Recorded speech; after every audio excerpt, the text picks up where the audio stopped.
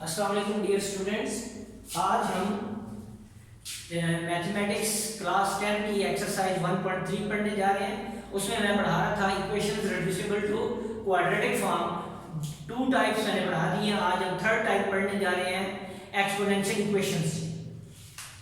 तो SSC2 10th mathematics exercise 1.3 का lecture 3 है, equations reducible to quadratic form. उसमें हम पढ़ने लगे हैं एक्सपोनेंशियल इक्वेशन। तो एक्सपोनेंशियल इक्वेशन को एक्सपोनेंशियल इसलिए कहते हैं कि अगर वेरिएबल जो है वो एक्सपोनेंट में आ जाए या पावर में आ जाए, किसी नंबर की पावर में आ जाए, वेरिएबल अगर पावर में एक्सपोनेंट में आ जाए तो ऐसी इक्वेशंस को हम क्या कहते हैं? एक्सपोनेंशियल इक्वेशंस कहते हैं। फिर रिपीट कर रहा हूं, ऐसी इक्वेशंस जिसमें वेरिएबल एक्सपोनेंट में आ जाए, पावर में आ जाए, उन इक्वेशंस को एक्सपोनेंशियल इक्वेशन कहते हैं। एक्सपोनेंशियल इक्वेशन किसी भी शेप की हो सकती है। यहां पर जो हम पढ़ने जा रहे हैं वो इस शेप की है। एक्सपोनेंशियल इक्वेशंस क्वेश्चन नंबर 12 है, टाइप 3 हम पढ़ रहे हैं। 4 × 2 power 2x + 1, 9 × ये मल्टीप्लाई का साइन है, 2 power x + 1 = 0। यहां पर देखें, ये x वेरिएबल है, ये पावर में आ रहा है। ये x वेरिएबल पावर में आ रहा है। इसी तरह x वेरिएबल ये पावर में आ रहा है, ये बेस है 2 और उसकी पावर में x आ रहा है। तो ये एक्सपोनेंशियल इक्वेशन है। इनको किस तरह सॉल्व करेंगे? 4 × 2 power 2x × 2 power 1, ये 2x + 1 था, पावर को ब्रेक करके लिखेंगे तो ये 2 बेस में 2 बार मल्टीप्लाई होगा, एक की पावर 2x होगी और दूसरे बेस में 2 की पावर 1 होगी। इसको हम जैसा आपको पता है कि बेसिस सेम हो, मल्टीप्लाई हो रहे हो तो पावर ऐड हो जाती है।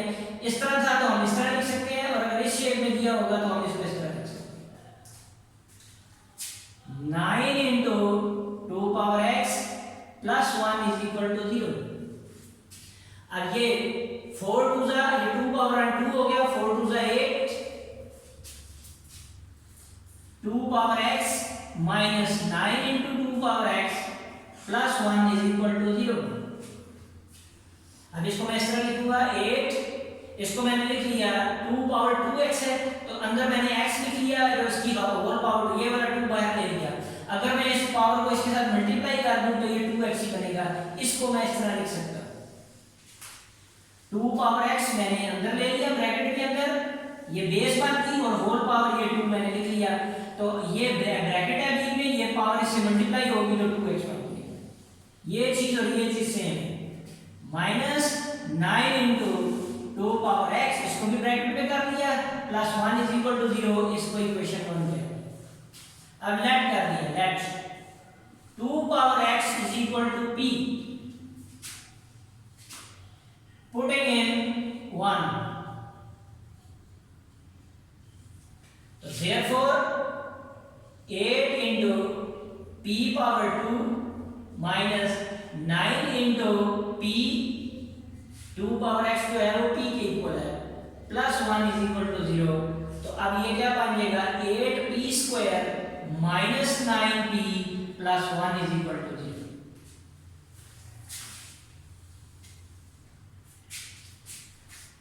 क्वाड्रेटिक इक्वेशन स्टैंडर्ड फॉर्म में आ गई, स्क्वायर वाली टर्म, विदाउट स्क्वायर और कांस्टेंट। अब क्या होगा? 1 को 8 से मल्टीप्लाई कर दिया, 1 8 1 8, 8 के 2 फैक्टर बनाने हैं, जिनको प्लस करें तो 9 आए। 8 के 2 फैक्टर कौन कौन से बनते हैं? 4 2 8 बनता है, 4 में 2 ऐड करें 6 आता है, लेकिन यहाँ क्या चाहिए? 9, 4 और 2 नहीं बनता। 8 1 8 भी बनता है, तो 8 में 1 ऐड कर देंगे, 9 आ जाएगा, तो इसका मतलब इसके फैक्टर बन जाएंगे। तो ये क्या बनेगा? 8p² माइनस, इसको ब्रेक कर दिया, 9 को 8 + 1, p बाहर, + 1 = 0। 9 ब्रेक हो गए।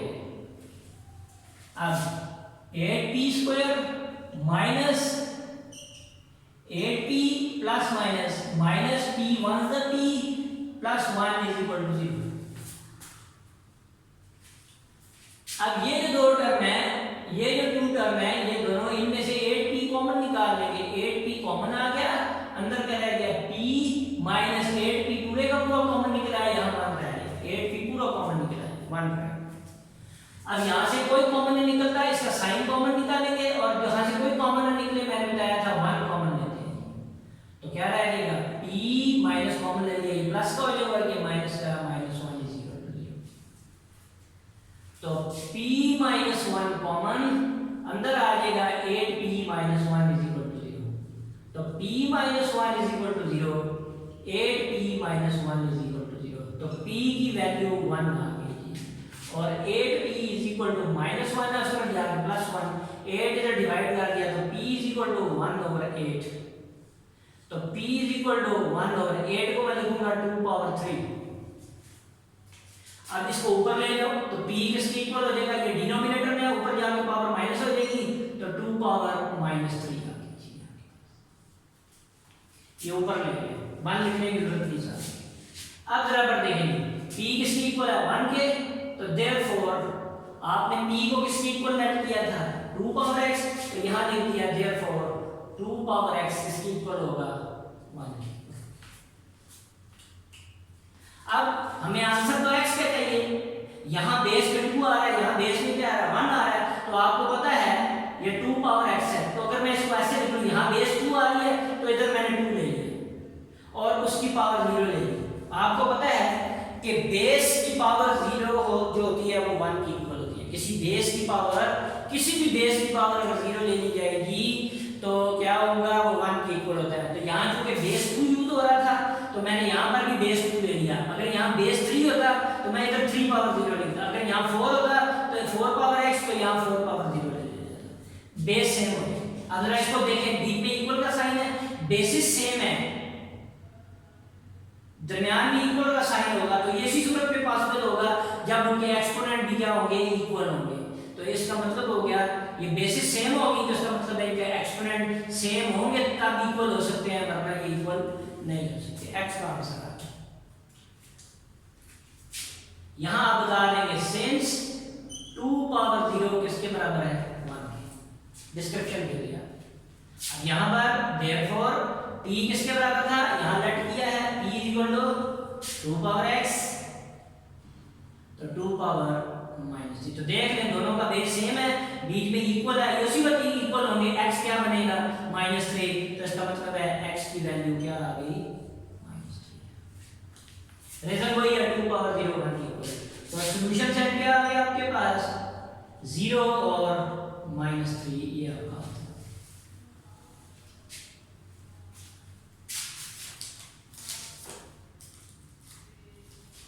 नेक्स्ट क्वेश्चन है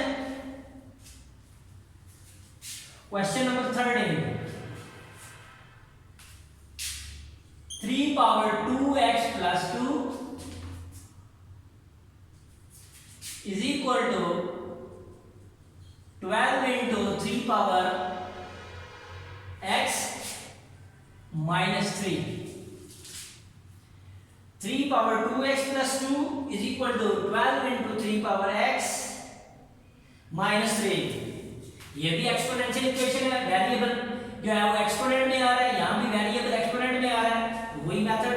अब यहाँ पर भी देखें 3 और 3 दोनों सेम आ रहे हैं बेस, उनकी पावर x आ रही है, तो इसको ऐसे लिखते हैं 3 power 2x into 3 power 2।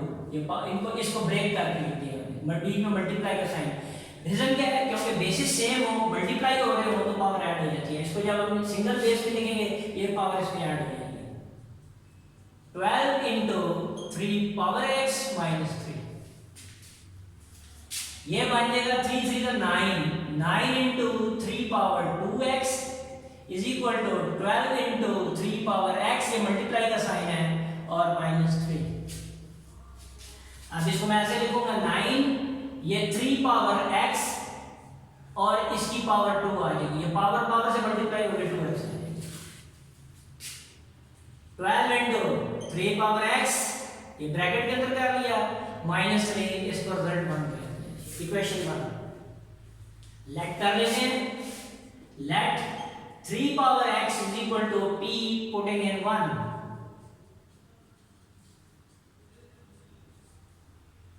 9p square, इसमें पुट कर दिया p स्क्वायर, 12 ये p -3, इसकी जगह p पुट करेंगे p स्क्वायर, इसकी जगह p 12p -3। अब क्वाड्रेटिक इक्वेशन स्टैंडर्ड फॉर्म में बनाएंगे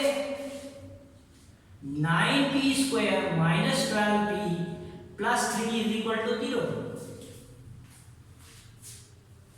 अब देखिए स्टैंडर्ड फॉर्म में आ गई। अब यहाँ 3 और यहाँ 9 है तो 3 9 27 के 2 फैक्टर बनाने हैं जिनको प्लस करें तो 12 है। 9 और 3 दोनों खुद ही है। 9 में 3 ऐड कर देंगे 12, 9 को 3 से मल्टीप्लाई कर देंगे 27। तो मिड टर्म ब्रेकिंग कर दी 9p स्क्वायर माइनस ब्रेक कर दिया 9 प्लस 3 p बायर plus 3 is equal to 0। 9p square minus 9p plus minus minus 3p plus 3 is equal to 0। इन दोनों में से मैंने 9p कॉमन निकाल दिया, अंदर क्या आ जाएगा p माइनस 1 इसके बाद। यहाँ से माइनस 3 कॉमन आ जाएगा इन दोनों में से, तो जब माइनस कॉमन निकाला ये प्लस का हो जाएगा तो ये p रहेगा, माइनस कॉमन निकाला ये माइनस हो गया, 3 1 3 ब्रैकेट सेम हो गया। तो p माइनस 1 कॉमन अंदर आ जाएगा 9p minus 3 is equal to 0।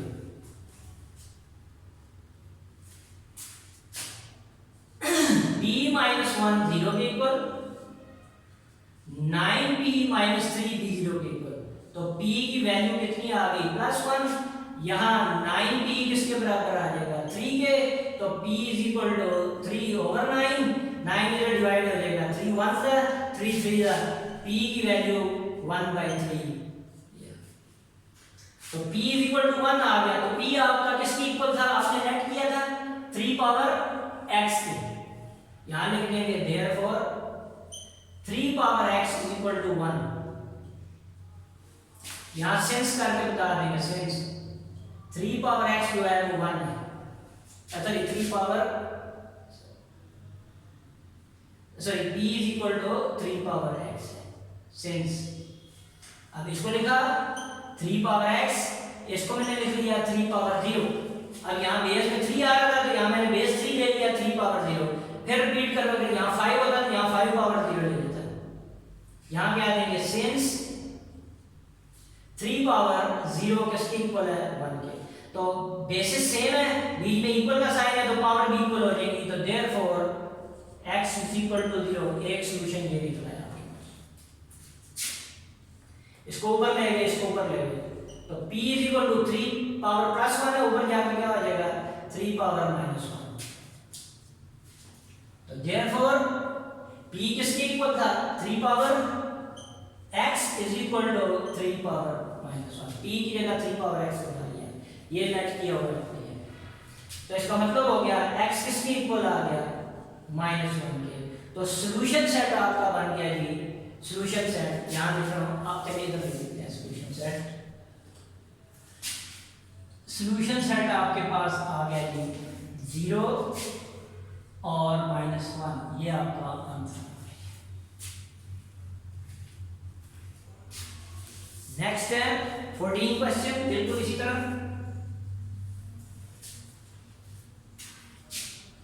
2 power x plus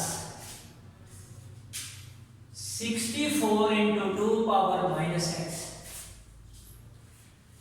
minus 20 is equal to 0।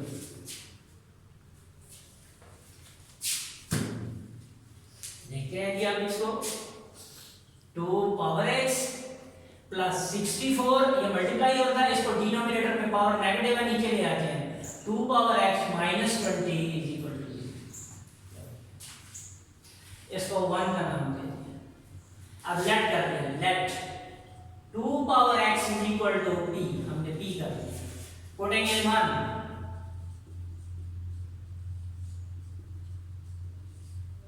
यह आएगा p 64 over p minus 20 is equal to 0। इस 1 इसके नीचे 1, इसके नीचे 1, इसमें पुट कर दिया p 64 over p minus 20 is equal to 0।